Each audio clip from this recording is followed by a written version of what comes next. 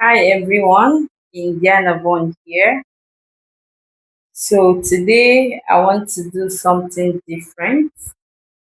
Most of us are aware that autism is on the rise.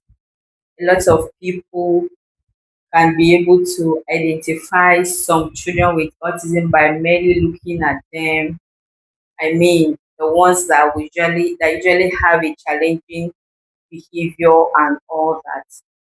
But in as much as a lot of people are aware of autism spectrum condition, I feel there's one major part that we are leaving behind. And what is that? So, what is that thing that we are all lacking? We are lacking human empathy. We are lacking support. We're still lacking acceptance. We're still lacking the fact that autism exists. Yes, I think some people have an idea that it exists, but when they see autism in real life, I mean, they call it something else. So I'll give you an example. So one of my parents that I take care of her child in my center called me recently. She was already overwhelmed.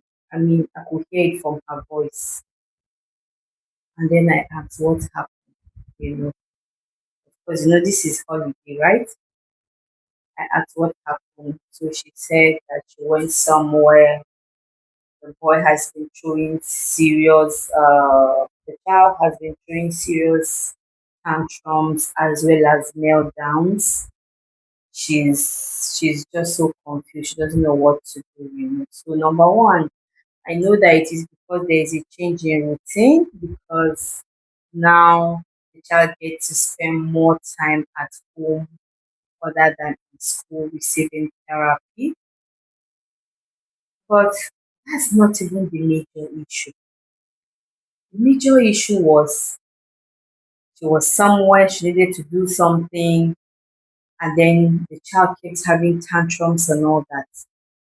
And then the next thing, one woman just turned and said, "You, this boy, why are you stubborn? Look at you. Why are you stubborn? This and that, this and that. So this is a child with autism. Instead of, okay, I know this is Africa, right? One person doesn't get to parent a child and it's absolutely okay, you know. But sometimes there are some words that come out from our mouth that are not supposed to. There's nothing wrong if you ask in a subtle way, why is he behaving the way he is behaving? Because I mean, the mother offered him all the things that she could offer him just to see if he can be able to stop the tantrum. But it kept on and on and on and on. So I am talking to parents out there. You know, I also had an encounter with someone. It was even in a church. This normal thing that children would just cry. My daughter was crying for something and I didn't want to indulge her. And then the next thing, he turned to me and said, "Madam, can you give her what she wants?" I just turned and said, "Sorry, sir, I will not give her." I mean, you needed to see the look on his face. So, in as much as we look at, okay, they are disturbing us, they should be removed from that environment and all that. No, if we're talking about acceptance, acceptance goes beyond, oh, I know that autism spectrum disorder exists as a condition. And then what? Look at the support. Look at how you can be able to assist parents that might be battling with some challenging behaviors of their children, especially in the crowd. So honestly, it's not easy. It is not easy as a caregiver, as a therapist that has been working with children with autism spectrum disorder in the past 17 years. It is not easy. And when I mean it is not easy, I mean it is not easy even to me as someone that has been trained professionally to work with them. It is not easy for the parents who did not bargain to have a child with autism or a child with any special needs condition. It is not easy. The best we can do as members of the community is to look for subtle and better ways that we can be able to support them. Do away with the negative comments, okay? It's not important, it's not necessary. What makes you think that the moment a child is exhibiting a challenging behavior, it simply means that the child is stubborn? No, no, no, no, no. In my previous videos, I spoke about different kinds of sensory dysfunction that can make children exhibit a meltdown. So when they are having a meltdown or even a tantrum, it is easy for us to term that this child is stubborn. You know, so what you don't even know is that sensory dysfunction can occur without autism condition. That is, without a child being on the spectrum. A child can have just sensory dysfunction. I mean, let's start assessing some of you adults. How many of you don't eat particular food because of the texture? How many of you, when you travel out, you find it very difficult to try new food because of either how the food looks, or the texture, or the taste, or whatsoever, or even the presentation? All these are sensory dysfunction. If you don't know it today. So just the way you can experience sensory dysfunction, it is the same way a child can experience sensory dysfunction. It is also worse when the child is on the spectrum and the child is having sensory dysfunction, you know. So other than looking at the underlying, let's focus more on looking at the underlying cause instead of being eager to throw comments. Come on, parents are going through a lot already. They don't need your negative comments. So if you are not stepping in to see how you can be able to calm the child, it is best you shush it. You don't even say anything. It is even worse in churches. Do you know that a lot of parents who have children with special needs, especially those that exhibit a challenging behavior, especially those that have serious meltdowns. When they have meltdowns, it's like they are screaming, they are rolling on the floor, they are hitting their head. Do you know that a lot of these parents do not find church comfortable because maybe as the preacher is trying to preach or share the word of God, while the larger congregation is trying to maintain, to build attention so that they can be able to listen, there is this child here exhibiting or having serious meltdowns or screaming or shouting.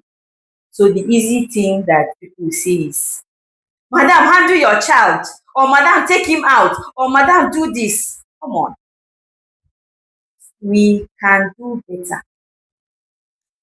There's actually nothing wrong in having a sensory friendly children's section in your church.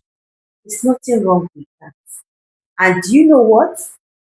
We can help you to construct one, of course, if you contact us, you know. So who says that children with special needs cannot learn the word of God? They can learn the word. But let's look at the environment.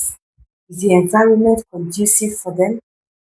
The microphone that we use in churches, some of the children with auditory dysfunction, they find that very discomforting. That's why you see sometimes they close their ears, they are screaming, or some of them will just run out of that place because they are running to a safe space where they will no longer hear that sound, or a safe space where the sound is lesser, you know. I believe our places of worship should also be inclusive. It's not just the school, okay? Yes, places of worship too can be inclusive. If we have a safe space, a sensory friendly place as Sunday school for children, or as a place of learning for children in church, I think we are going to welcome parents of children with special needs back to our communication pretty soon, because it actually hurts to see that they don't go to church because of how some of them are being criticized, some of them are even being stigmatized in a place of worship, in the house of God, where we are meant to accept everyone, no matter the look, no matter the social class, no matter their needs. Remember, we are all equal in the house, in the eyes of God. And the soul, at the end of our lives, our soul has no color, our soul has no ability, our soul has nothing like this soul is neurotypical, this soul is neurodivergent. No, soul is soul. So as we mark another day for World Autism Awareness Day, I call on every one of us to look at the different ways we can begin to make the load lighter for parents with children with autism spectrum disorders. Let's reduce the stigmatization. Let's begin to accept them.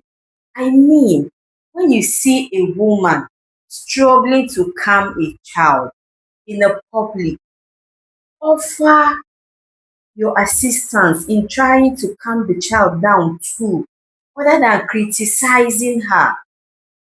It's not all about bad parenting. No, it has nothing to do with bad parenting.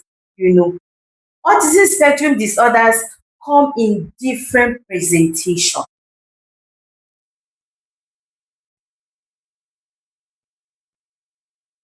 How does it come in different presentation? You see a child with autism that is high functioning, is very intelligent, he can communicate, he can do a lot of things, but at the end of the day, there are some behaviors that he finds it very difficult to manage. You could also see a child with autism who is pre-verbal, he is yet to communicate, but you see he's also high functioning. High functioning means they have high abilities in academic and other cognitive skills, you know. And then you also see another child with another child on the spectrum that is also pre-verbal, with intellectual disability. That's poor cognitive abilities. So it depends on the type of condition that might be in front of you, you know, because I know some of you will say, is she the only one that has a special needs child? Even me, my special needs child, I've been able to get him to do this, do that. No, no, no, no. Your child is the way he is because of perhaps his category, and maybe you were able to seek early intervention, you know. So this child you are seeing might be a moderate case or might be a severe condition, you know. So please, let's be nice. I think that's the word. Let's be nice. Let's be more caring.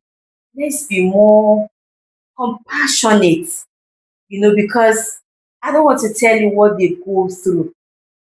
Some of the parents have sleepless nights. Oh, yes, because some of the children have sleep issues. They are unable to sleep. And because they are unable to sleep, you see the mothers staying awake with them till whenever the child decides to go to bed, you know. So please and please share this video with your community. You don't know who this message might touch, but I really think that the whole world needs to hear this. Autism has different presentation. Every child with autism matter, and so do the parents also matter. Let's reduce the segregation. Let's reduce the stigmatization. Some people is even in the family, they'll tell you that, oh, no, no, no, no, no. I cannot tell my siblings that my child has autism. Family. Wow. Yes, is that bad? And you don't blame them. It is because of the kind of people that are in that family.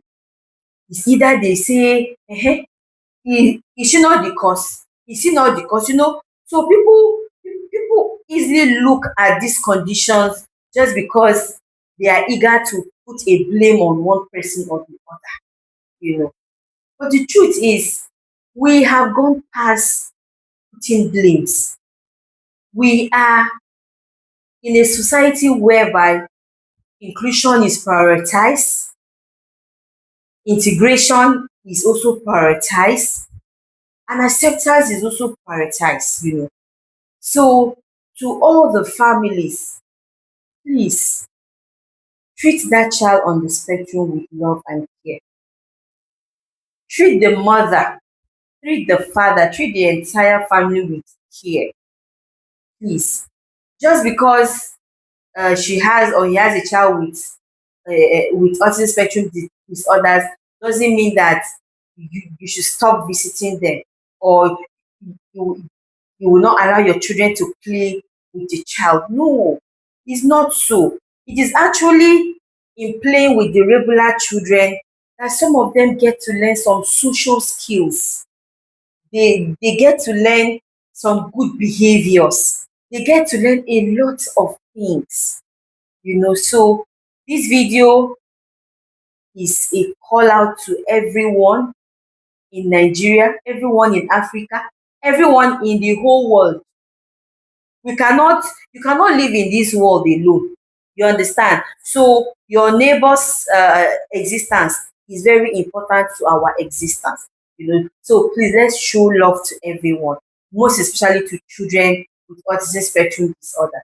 The next time you see a child exhibiting a challenging behavior, I want you to reach out to offer a word of comfort to the mother.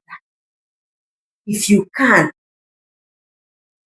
offer some little calming skills for the child if you can. Okay, yes, let's make the world an inclusive space. So once again, I'm Indiana Vaughn.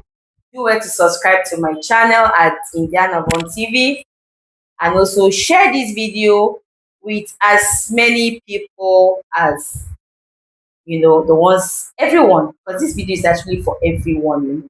It's for everyone. You might be the voice to that woman who might even have a child with autism spectrum disorder without her knowing.